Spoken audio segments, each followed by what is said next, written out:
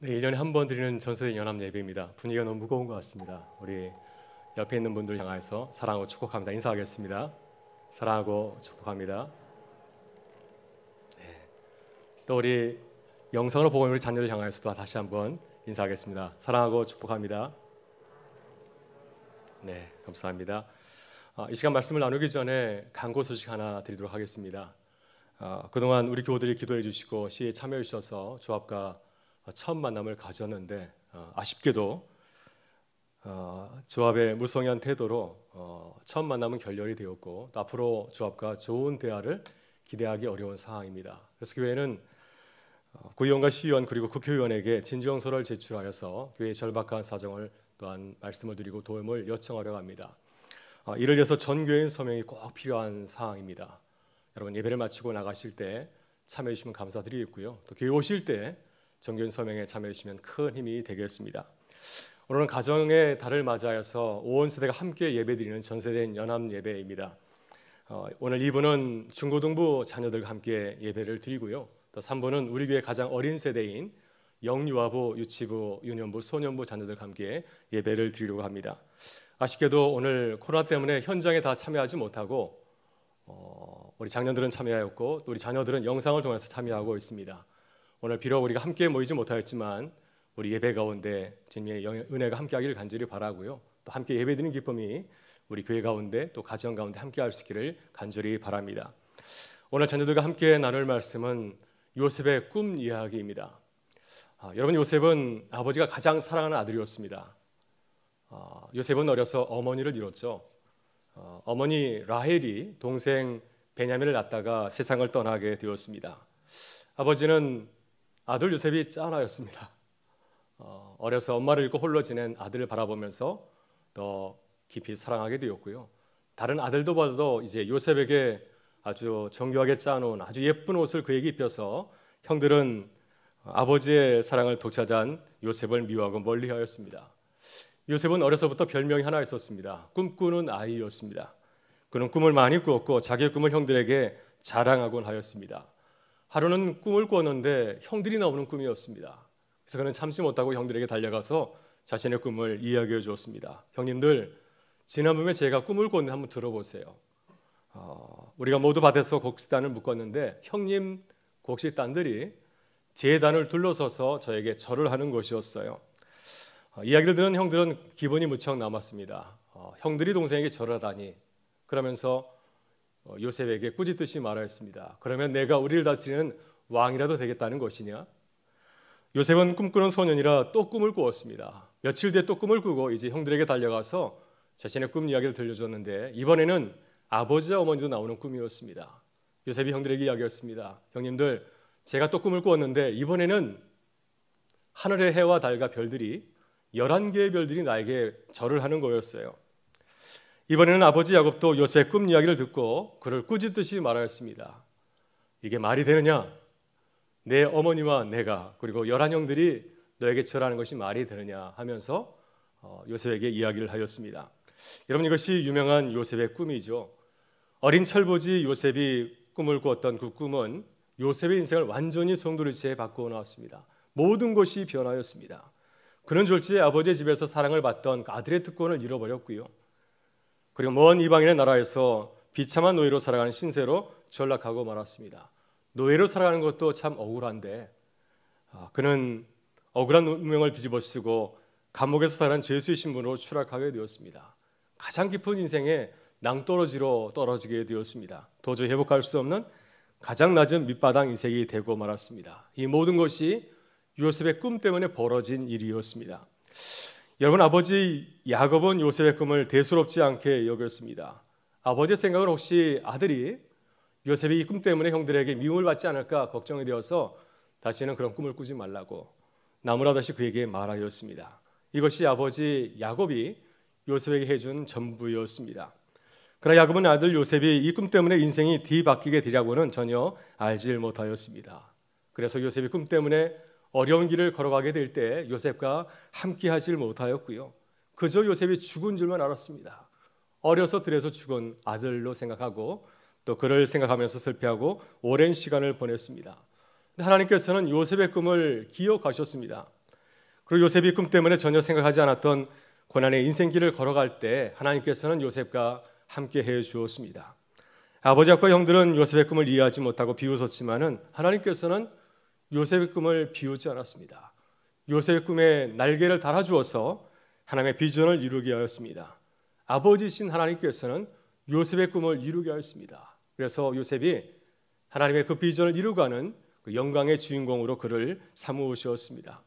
그렇다면 하나님께서는 요셉의 꿈을 어떻게 도우셨나요? 요셉이 어떤 하나님의 비전을 이루면서 살아가게 되었습니까? 오늘 하나님께서는 우리의 꿈을 어떻게 인도하실까요?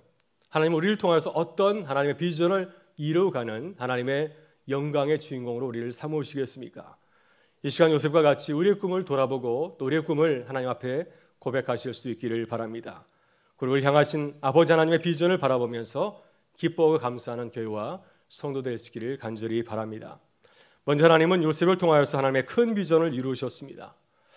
요셉은 아주 험난한 인생의 길을 걸었습니다. 전혀 원하지 않았던 고난의 길을 걸어가게 되었습니다. 그것은 누구 때문에 생긴 일인가요? 형들 때문에 생긴 일이었습니다. 요셉은 착한 마음을 가지고서 아버지의 심부름을 하려고 형에게 이제 가게 되었는데 형들은 그를 미워서 그를 죽이려고 하였습니다. 결국 형들은 요셉을 미디안 상인들에게 돈을 받고 팔아넘기게 되었습니다. 그래서 요셉은 노예로 팔려가서 애굽에서 살게 되었고요. 또 애굽에서 열심히 일하여서 높은 자리에 오르게 되었지만은 이번에는 또한 억울한 일을 당하여서 또 감옥에 들어가게 되었습니다. 우리는 요셉의 꿈을 생각할 때 요셉이 잘난 척하다가 자기 자랑하다가 형들의 노임을 사서 노예로 팔렸다고 생각할 수가 있습니다. 또 요셉은 정말 운이 없어서 복이 지지리도 없어서 노예와 죄수로 살아가는 공경에 빠졌다고 생각할 수가 있습니다. 그러나 요셉의 꿈을 다시 믿음의 눈으로 바라보게 되면 하나님의 놀라운 뜻이 있습니다. 요셉을 향하신 하나님의 놀라운 계획이 있습니다.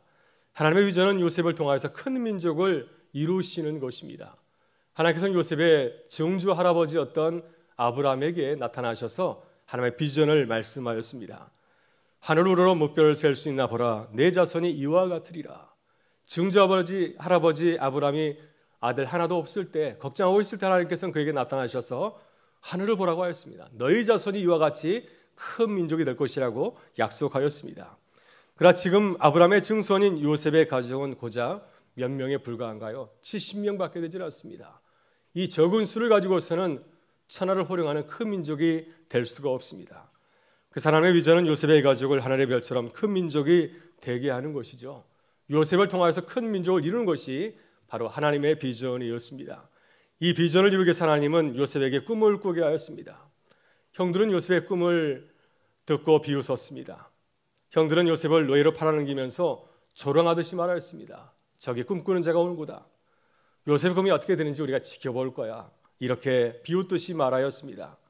근데 하나님께서는 아버지 야곱의 품에서 자라던 이 요셉을 밖으로 이제 불러내었습니다. 그리고 형들을 통해서 그를 큰 나라 애굽으로 보내셨습니다. 요셉은 처음에는 애굽에서 노예와 죄수로 고생을 하였지만은 이제 하나님의 도우심으로 크게 성공하여서 총리의 자리까지 오르게 되었습니다. 요셉은 성공 후에 가족을 기억하였습니다. 아버지의 가족, 형들의 가족을 애굽으로 초대하였습니다. 그래서 70명의 가족이 모두 애굽으로 이민을 오게 되었죠. 그때 애굽 왕 바로는 요셉의 가족을 크게 환대하였습니다. 그의 가족이 애굽에서 잘 살 수 있도록 고센이라는 곳에 정착지를 마련해 주었습니다. 요셉의 가족은 이제 애굽에서 큰 민족으로 성장하게 되었고요. 430년이 지난 후에 이제 요셉의 후손들이 애굽을 나오게 되었을 때 어른 장정만 60만 명이나 되었습니다. 여러분, 하나님의 비전은 하나님의 백성이 큰 민족을 이루는 것입니다. 하나님께서는 요셉을 통하여서 하나님의 큰 비전을 이루게 하였습니다. 요셉의 꿈을 기억하시고 그를 통하여서 그의 꿈을 이루게 하셨습니다. 그래서 요셉은 이렇게 나중에 고백하였습니다. 나를 이리로 보내신 분은 형님들이 아니라 하나님이십니다. 내 삶을 돌아보니까 하나님께서 내게 꿈을 주셨고 또 나를 통해서 하나님의 큰 비전을 이루게 하셨다고 그는 고백하였습니다.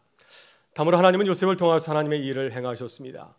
요셉은 아버지를 떠나기 전 어린 시절 아버지 집에서 어떻게 생활하였나요? 그는 아버지의 특별한 사랑을 받고 자랐습니다. 다른 형들이 그를 시기할 정도로 아버지의 특별한 사랑을 받은 아들이었습니다. 만약 요셉이 아버지 집을 떠나지 아니하고 평생 그곳에 살았다고 한다면 요셉이 어떤 사람으로 자라게 되었을까요? 아마도 그는 자기밖에 모르는 이기적인 아들로 자랐을지 모르겠습니다. 또 가나안 땅에서 자란 요셉이, 가나안의 시골 마을에서 자란 요셉이 어떻게 세상을 구원하신 하나님의 큰 뜻을 이루는 위대한 사람으로 성장할 수 있을까요? 그것은 요셉이 도저히 꿈을 꿀 수 없는 일이었습니다. 거의 불가능한 일이었습니다. 그래서 하나님께서는 요셉을 아버지의 품에서 떠나서 애굽으로 부르셨고 애굽 땅에서 그를 단단히 훈련하시고 또한 연단하였습니다. 하나님은 야곱의 철부지 아들 요셉을 애굽에서 14년 동안 고난과 역경을 통하여서 훈련하였습니다. 하나님은 그를 보디발의 가족으로 보내셨습니다. 보디발은 어떤 사람이었는가요? 애굽 나라에서 바로 왕을 모시는 경호대장이었습니다. 권세가의 가정이었습니다.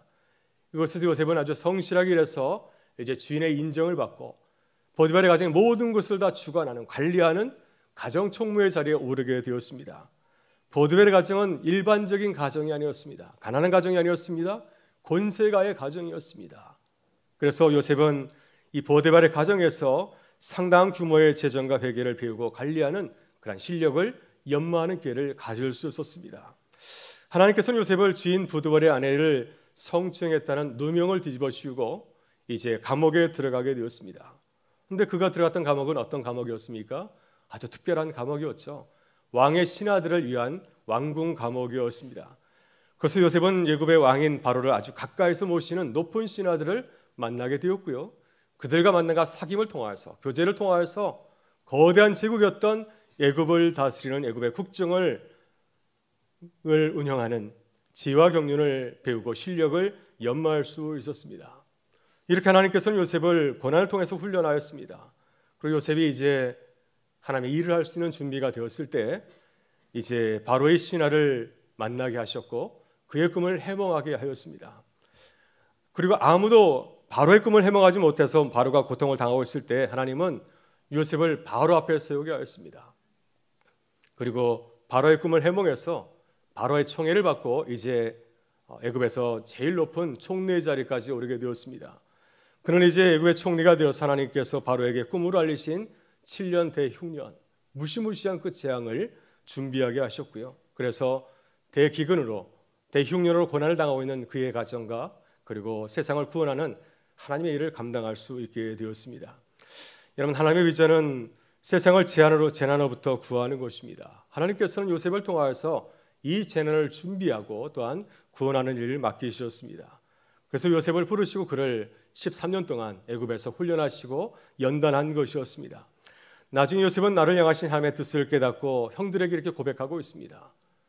자신이 바랐던 그 동생이 애굽의 총리 되신 사실을 알고 두려워 떨고 있는 형들에게 그는 이렇게 고백하지 않았습니까? 형님들은 나를 헤아려 하였으나 하나님은 그것을 선으로 바꾸셨습니다. 그래서 오늘과 같이 많은 백성의 생명을 구원하게 하셨습니다. 오늘 우리는 어버이 주일을 맞이하여서 요셉의 꿈 이야기를 잠시 살펴보았습니다.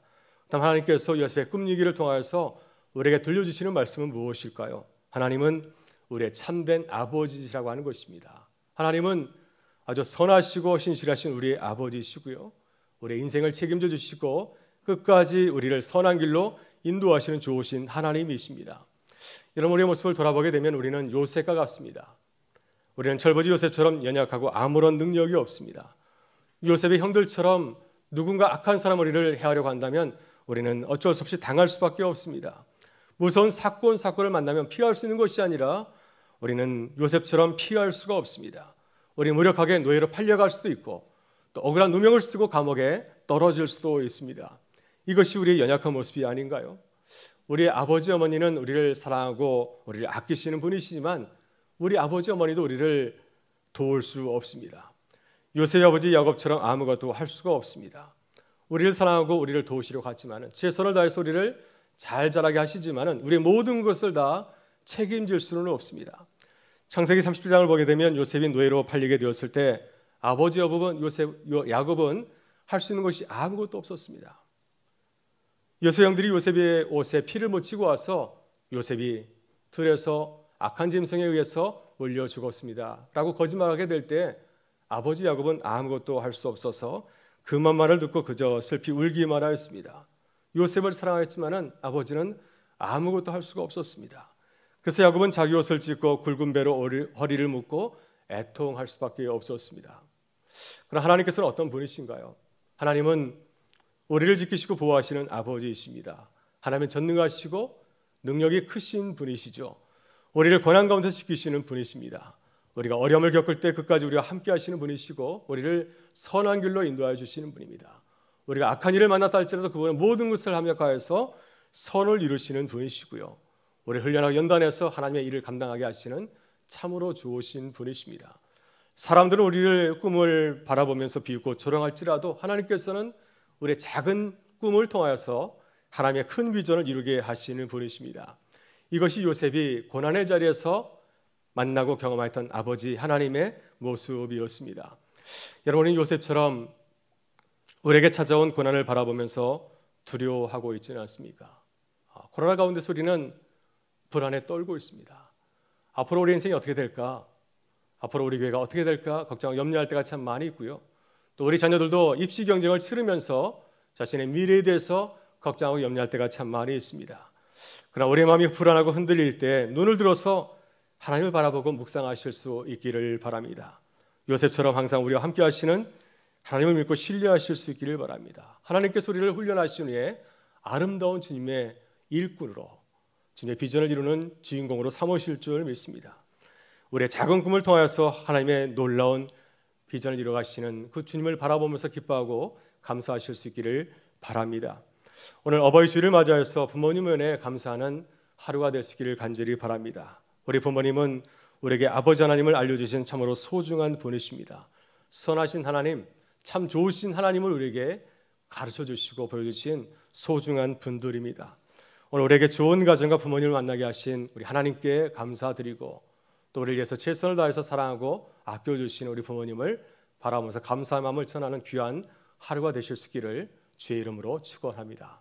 우리 다 같이 일어나셔서 함께 찬양하겠습니다.